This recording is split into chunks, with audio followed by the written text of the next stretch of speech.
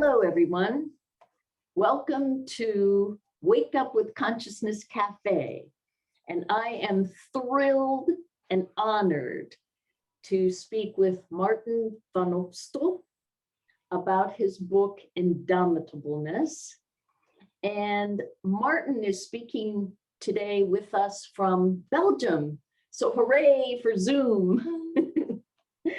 And just so you have an idea, Maarten and I met in 2009 at a month-long China Qigong Qigong retreat. And we have had this heart connection ever since. And I have great respect for him and his book and his entire family. So in order to give you an idea of who Maarten is, I would like to read from his book, Indomitableness, the back cover, so you have a little idea. Maarten shares with us an inspiring and touching story of returning to living in unity with his true nature.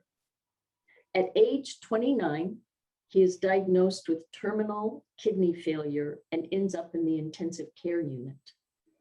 Psychologist Maarten seeks a way out of suffering from his health problems. He cultivates his consciousness and becomes a Chinese Qigong practitioner and teacher, finding joy in life again. He learned from animals and from being in nature. Maarten steps into the unknown to change his consciousness from fear of dying into being self-aware and joyful. Over 23 years later, he has lived through life-threatening medical interventions and numerous operations. But with each step of accepting a dysfunctional body, his consciousness grows. So thank you for being here, Maarten, and welcome.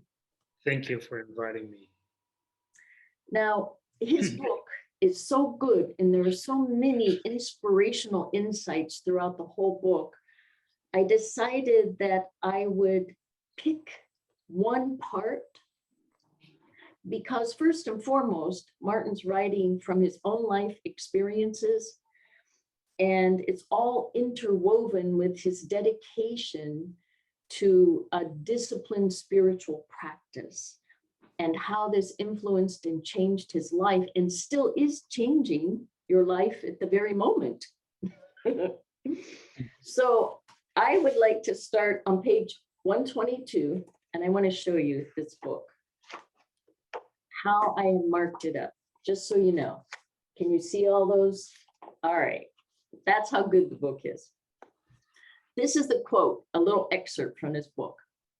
All of our relationships with others and with nature reflect who we are, our true selves, not just the selves we recognize with our limited minds.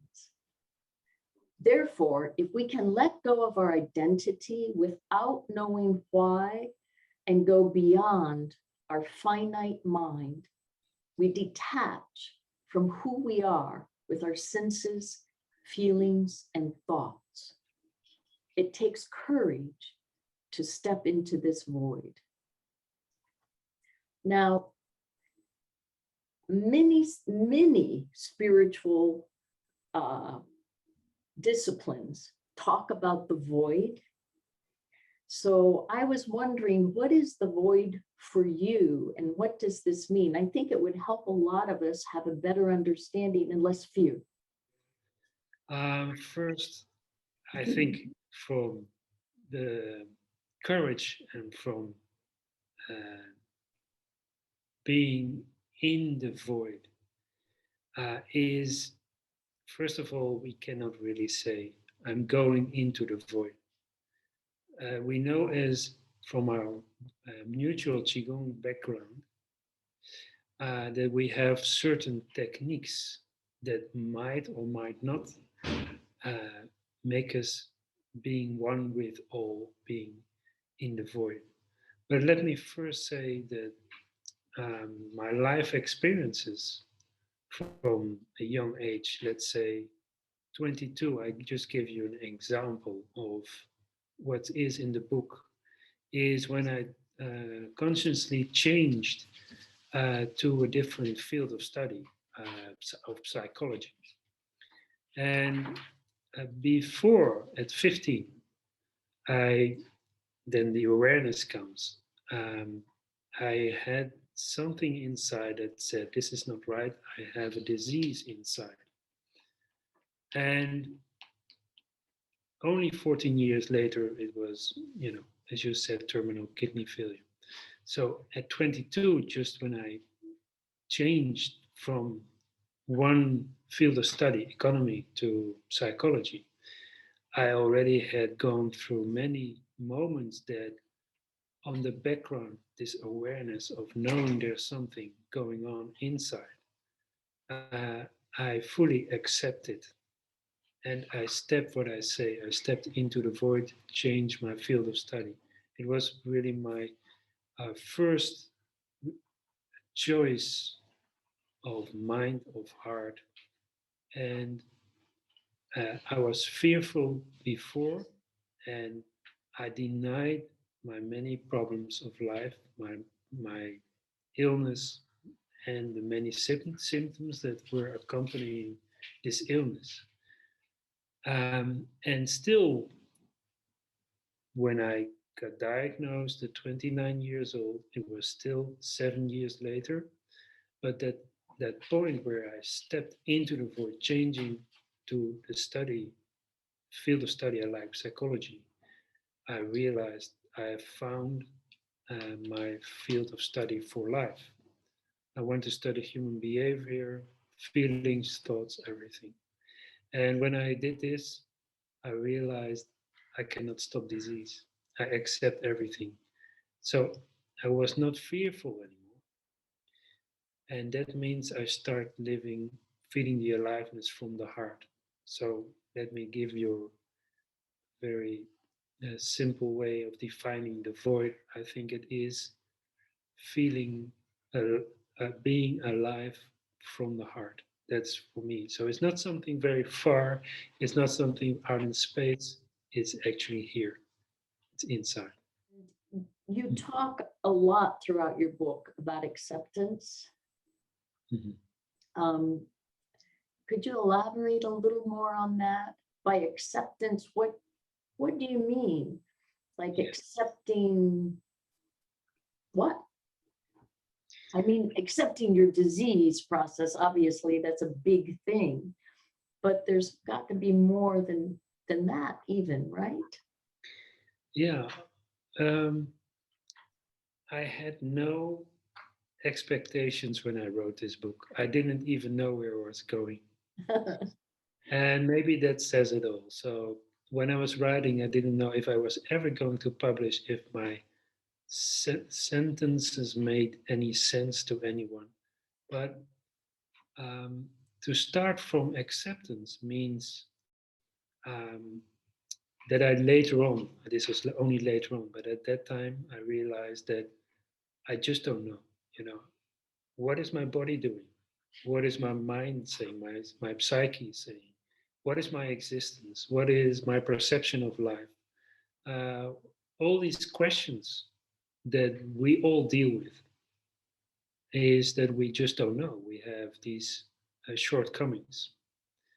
So when we accept, I mean, we just embrace our shortcomings in order to leave fear behind and to step into the void it comes to us. So um, we cannot say we do all of this consciously. We just live our life experiences. One is living somewhere and has no food or no drinking water. So I never had this, but I can imagine that for everybody life experience is very defining. And it is through life experience that each way to let's say to deal with these shortcomings is that at a certain moment, whatever moment, maybe on a Tuesday afternoon somewhere, all falls in place. All really realization, an opening inside. And now I know why I went through all of this. It all made sense. It's all perfect what I went through, regardless my kidney failure, regardless my medical interventions, my second transplant.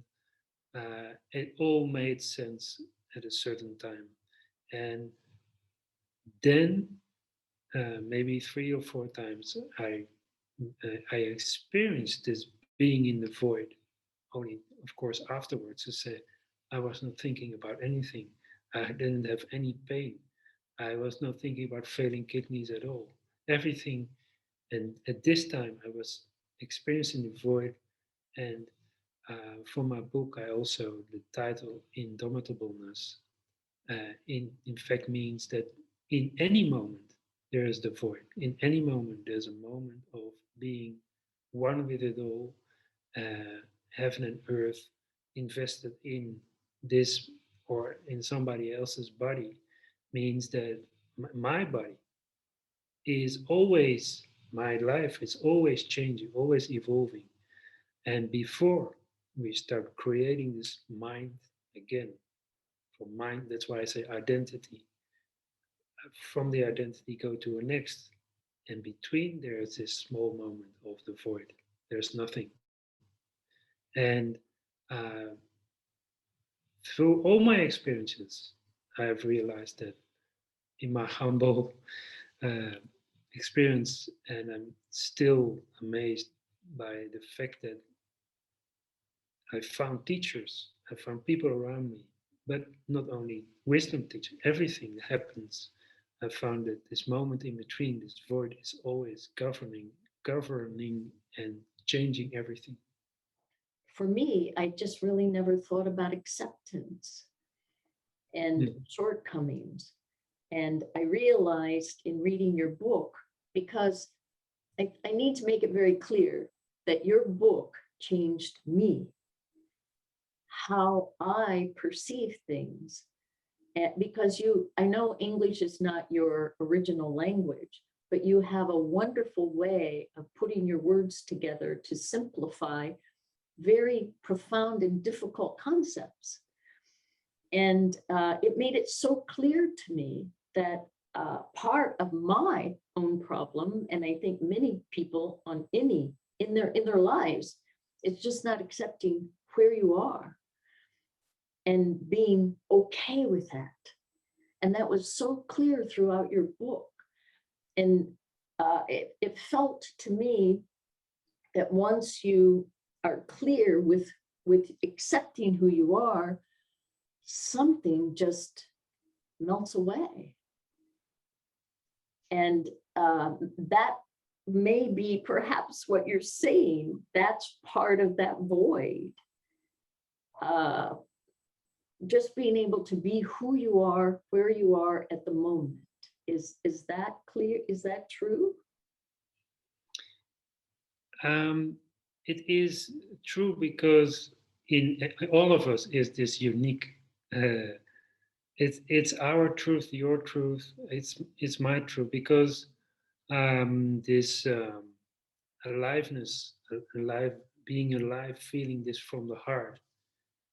We are in the void because we're not thinking about anything what comes next. We don't even think about acceptance. It is acceptance. It is void. We are void, and only when in the void we know we are alive.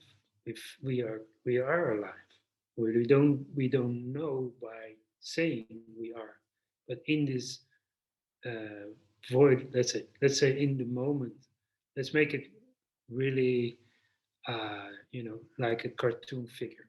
I always use this. That makes it very concrete. Is if we run into the abyss, the cartoon figure running into the abyss and then looking down and looking up again. Oh, I don't need to be here, and I can return.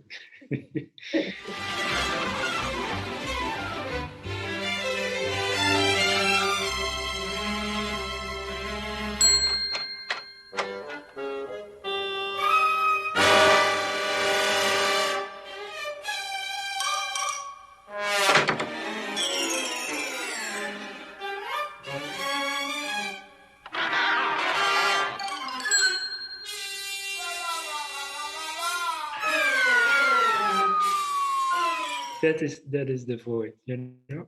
So, but in truth, is any moment we this is more philosophical is when we go into the void or into the abyss, our life completely changes at the same time. A completely new idea of life is emerging, is building a new mind. But through writing, through the years that I was on dialysis, I also got the time to really deeply reflect on what is the void, what is the moment.